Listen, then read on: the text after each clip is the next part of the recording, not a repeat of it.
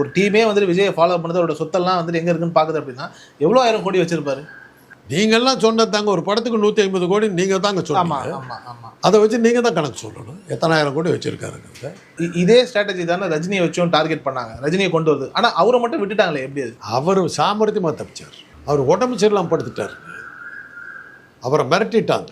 மிரட்டின உடனே கட்சி ஆரம்பிச்சிட்டார். கட்சி ஆரம்பித்து உடனே தலைமை செயலகம் வந்து ராகவேந்திர கல்யாணம் எல்லாம் போட்டார். பொறுப்பாளர்கள்லாம் போட்டார். எல்லாமே போட்டார். போட்ட உடனே தீவிரமாக இருப்பார். ஷூட்டிங்கு போயிட்டார் ஹைதராபாத். அங்கே போனால் கொரோனா வந்துருச்சு. கொரோனா வந்து உயிருக்கு ஆபத்தான நிலையில் மருத்துவமனையில் அனுமதி அப்படின்னு போட்டார்.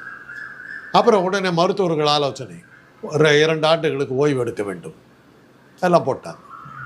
இதுக்கப்புறமும் நீங்கள் மிரட்டிங்கன்னா அவருடைய ரசிகர்கள் என்ன சொல்லுவாங்க? என் தலைவன் உயிருக்கு ஆபத்தான நிலையில் உன் கட்சிக்கு வந்து ஆதரித்து வந்து தேர்தலில் இது பண்ணுமான்னு கேட்டாக்கா நெகட்டிவாக அவங்க பூரா அவங்களுக்கு எதிர்த்து ஓட்டு போட்டுருவாங்க. வேறு வழியே இல்லை, பேசாமல் விட்டாங்க. அதுக்கப்புறம் தான் விஜய் பிடிச்சாங்க. ரஜினி இருந்தவர்களும் விஜய் கிட்ட வரல அவங்க. அதுக்கப்புறம் தான் கணக்கு போட்டு பார்த்தாங்க விஜய் இன்னைக்கு ரஜினி ஈக்குவலாக இருக்காருன்னு யாரோ சொல்லியிருக்காங்க. உடனே அவரை பிடிச்சாங்க. அப்படி தான் விஜய் மாட்டினார்.